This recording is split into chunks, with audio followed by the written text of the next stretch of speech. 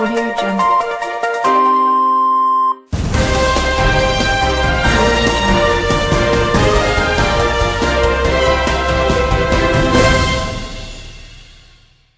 Magandang umaga po mula sa Asia Pro Cooperative Newsroom. Ito po ang inyong tagapagbalita, Jessica Sogo, nag-uulat. Isa na namang kagawa ni Tuklasang namamayagpag sa pagninegosyo. Ito po ang pagbebenta online o kilala sa tawag na online marketing. Narito po si Raymond Langit, nag-uulat. Maraming salamat, Jessica Sogo. Magandang umaga mga kagawani. Kasama po natin ngayon upang makapanayam ang isa sa mga namamayagpag sa larangan ng pagbebenta or pagnenegosyo online. Magandang umaga sa akin, Morning po. Sir, may mga ilang katanungan lang po kami para sa mga manonood.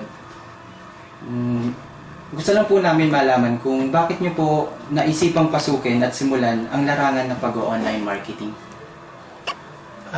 Naisipan kong umpisahan ang larangan ng online marketing kasi nakikita ko na pagdating sa online or internet, malaki ang opportunity kasi marami ngayon, sa panahon ngayon, napakadaming users ang gumagamit ng internet. That's why nakita ko yung opportunity na gawin ko to at simulan ko to. Opo, maaari po ba namin malaman kung sino pa yung mga kadalasang nagiging customer nyo at ano-ano po yung mga produkto na nabili mula sa inyo? Actually, ang ino-offer ko at pinopromote ko dito sa online business ko ay produkto ng ibang company. Ang ginagawa ko lang ay pinopromote ko to pwedeng sa Facebook, pwedeng sa online forum, at kung saan-saan pa, pwede rin sa YouTube. Kasi pag sinabi kasing online marketing, masyadong malawak to eh. Ibig sabihin, hindi lang siya online shop or tulad ng naririnig natin or tulad ng sikat ngayon yung Amazon.com. Pag sinabing online marketing, maraming para siyang doktor na hindi lang basta doktor sa iisang bagay. Kumbaga, doktor ka sa maraming bagay. Ganon din yung online marketing. Meron pwede kang expert ka sa Facebook kasi meron tinatawag na Facebook marketing. So ako, ang produkto na ino-offer ko yung mga training products ng ibang company. So, pag may bumili nun, meron akong matatanggap na komisyon. At isa pa sa mga produkto ko, yung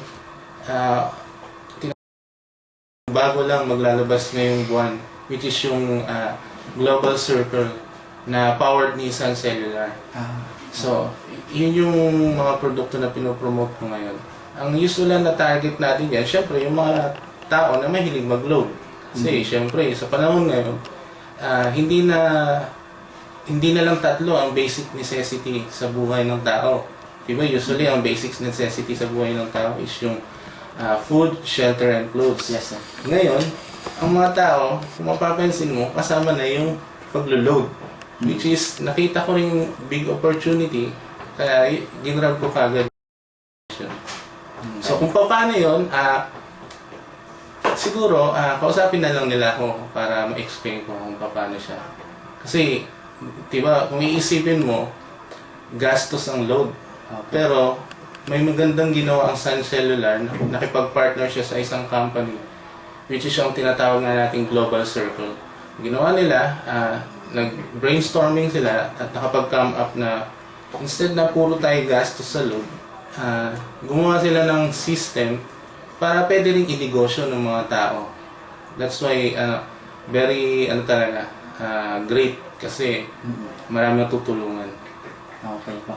Huling katanungan na lamang po, sir. Ano po ba ang inyong maipapayo sa ating mga manonood na nagnanais pasukin ng ganitong negosyo? Nais ko lang, siguro ang may papayo ko, una, alamin mo kung ano yung goal mo. Mag-goal ka muna, magplano ka, ano ba ang gusto mong mangyari? Ano ba, gusto mo bang makabili ng isang bagay na gustong-gusto mo? So, ang gawin mo, magplano ka muna, tapos, sa pagpaplanong yun, samahan mo ng pagninegosyo. Sa pagninegosyo, alamin mo kung ano yung mga target market mo. Opo. Pag alam mo na yung target market mo, that's the time na makapagplano ka uli ng mas maganda pang mga diskarte. Lalo-lalo na especially sa online marketing. Napakarami na lang ngayon kasi pwedeng copy and paste, pwedeng pictures na lang, pwedeng videos. So yun lang. Pag-aralan lang mabuti, kasi available na sa lahat ngayon ang Google. So yun lang may papayo ko, laging pag-aralan. Ayan. Ayan. Mga kagawani, sana nakatulong po sa inyo ang konting mensahe mula kay Sir Henel kung paano nga ba magsimula sa pag-online marketing. Kaya maraming salamat sa inyo. Salamat. Balik sa iyo, Jessica Sogo. Ating pong narinig ang panayam ni Raymond Light sa ating dakilang negosyante. Hanggang sa muli mga kagawani, ito po ang inyong likod, Jessica Sogo nag-uulat.